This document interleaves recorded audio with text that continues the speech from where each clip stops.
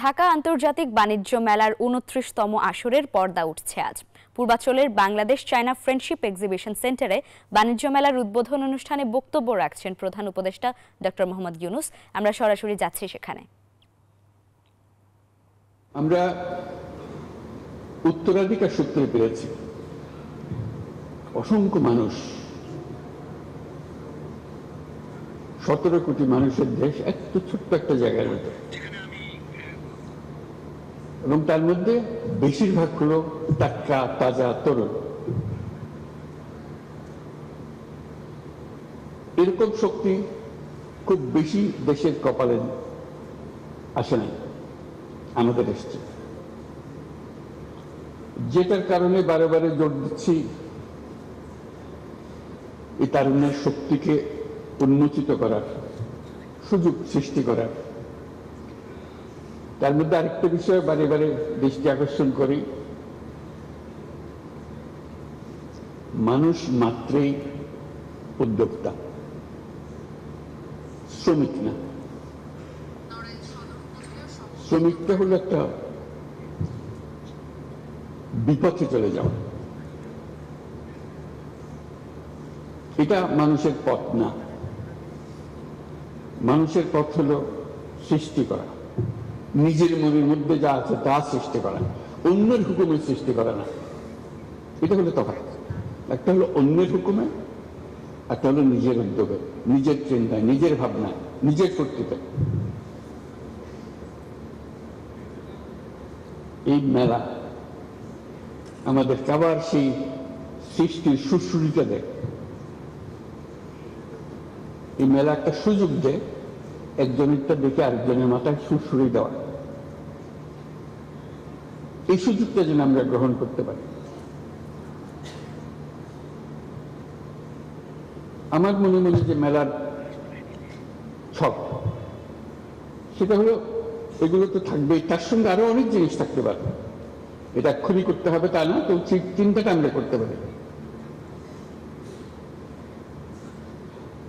তরুণদের একাংশ বাণিজ্য মেলা, ওই এটা তাদেরই অংশ। এখানে ২৫ বছরের পরে নিচে হইতে হবে এরকম কিছু একটা শর্ত দিয়ে দেওয়া। যারা ২৫ বছরের নিচে তারা এখানে আসবে, এখানে তারা দেখাতে পারবে তাদের কি করে তারা। আমরা যদি খুঁজি, অবাক কেন, অসংখ্য রকমের কাজ করে তরুণরা, কিন্তু কোথাও স্বীকৃতি নাই, সরকারের স্বীকৃতি নাই, অন্য ব্যবসায়ী মহলের স্বীকৃতি নাই, কিন্তু তারা অনেক জিনিস করে, ছোট ছোট ছোট ছোট জিনিস করে। এবং তরুণ বলতে আমি শুধু ছেলে তরুণদের কথা বলছি, মেয়ে তরুণ, অসংখ্য কাজ আপনাদের জানা আছে, আপনাদের প্রত্যেকে জানেন কে কি করে। ঘরে বসে শাড়ি বিক্রি করে, তো কোথাও জানেন বাড়িতে কিছু না, কিন্তু তার ক্রেতা বহু যায়।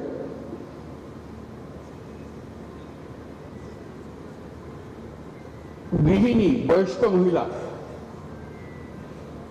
৪-৫ ছেলে মেয়ের মা ব্যবসা করছে। কি করে? রান্না করে খাওয়া।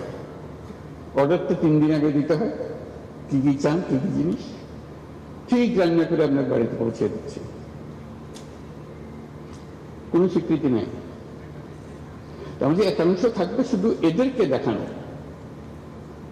যারা অত্যন্ত চমৎকার বুদ্ধি নিয়ে এই দুনিয়ার সব কাজের ফাঁকে দিয়েছে, একটা ব্যবসা নিজে সৃষ্টি করে ফেলেছে।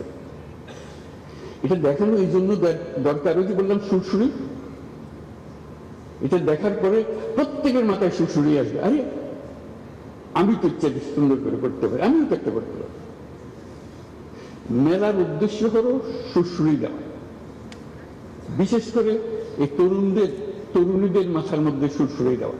আমি তরুণদের একাংশের কথা বললাম, যে একটা অংশ হবে তরুণদের হবে, হোক, তার মধ্যে মেয়েদের একটা অংশ হবে, তরুণীদের একটা অংশ হবে, যাতে তারা চুক্তি করে দেখে কি করছে তারা, কত রকমের কথা।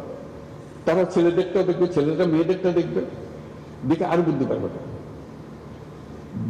বুদ্ধিতে ঘষা দিলে অনেক বুদ্ধি বের হবে। কাজে সেই সুযোগ সৃষ্টি করে। আপনি বলতে পারেন যে এত লক্ষ লক্ষ ছেলে মেয়ে সারা দেশে করছে, আমরা কয়জনকে জায়গা দেবো এই মেলাতে? এটা কোনো সমস্যা না। এই মেলার প্রস্তুতি সারা বছর ধরে চলবে।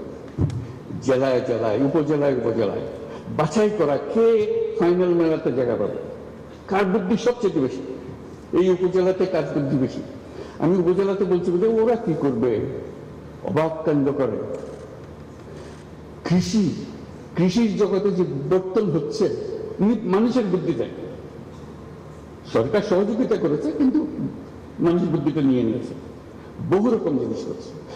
কৃষিতে, শিল্পে, হস্তশিল্পে, কুটির শিল্পে যত রকমের জিনিস আছে, আইসিটি, আজকে টেলিফোন দিয়ে কত রকমের ব্যবসা হচ্ছে, কম্পিউটার পর্যন্ত যেতে হচ্ছে না কিন্তু কম্পিউটারে চলছে কত রকমের ব্যবসা। আন্তর্জাতিক, আমি তো দেশের কথা বললাম, আন্তর্জাতিক ব্যবসা ঘরে বসে কোন এখন দুনিয়াতে কি সফটওয়্যার বিক্রি করে দিচ্ছে সে।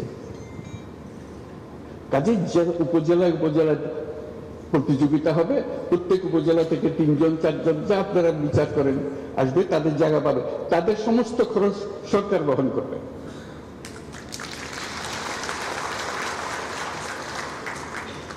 কারণ তারা তো আমাদের পথ প্রদর্শক, তারা জাতিকে পথ প্রদর্শন করবে, দুনিয়াকে পথ প্রদর্শন করবে। এই যেগুলো এখানে আসবে শুধু সাথে বাংলাদেশের সেরা না, তারা দেখবেন অনেকে দুনিয়ার সেরা হয়ে গেছে। দেশ আর দুনিয়ার সীমারেখা এখন আর নাই। আমরা যে পর্যায়ে তরুণরা আমাদেরকে যে পর্যায়ে নিয়ে এসছে, আমরা একাকার হয়ে গেছে, আমরা ওই সীমাতে চলে গেছি। কাজে সেই সীমাতে আমাদেরকে সেই তরুণরা, তখন এটা আন্তর্জাতিক হবে, আন্তর্জাতিক তরুণরা দেখতে আসবে বাংলাদেশের তরুণরা কি করছে, বাংলাদেশের তরুণরা কি করছে, বুদ্ধি নিতে আসবে, শিখতে আসবে, উৎসাহ নিতে আসবে, জয়েন্ট ভেঞ্চার করতে আসবে। আজকে যে ঘরে বসে করছে সেটা দেখা যাবে যে আন্তর্জাতিক ব্যবসাতে পরিণত হয়েছে।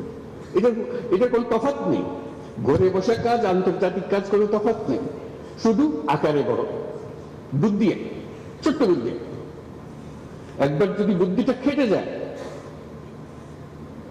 তাহলে এটা সারা দুনিয়ার জন্য খেটে গেল। উবার করেন একটা বুদ্ধি, এটার জন্য দুনিয়া লাগে না তো, একজন হলে হয়ে যায়, কিন্তু যেই একজনে কাজ করেছে এটা সারা দুনিয়া থেকে কাজে লেগে গেছে, বিরাট কোম্পানি হয়ে গেছে।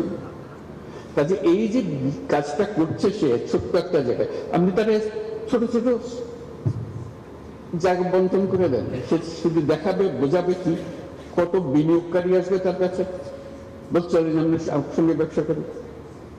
এই তো মেলার উদ্দেশ্য।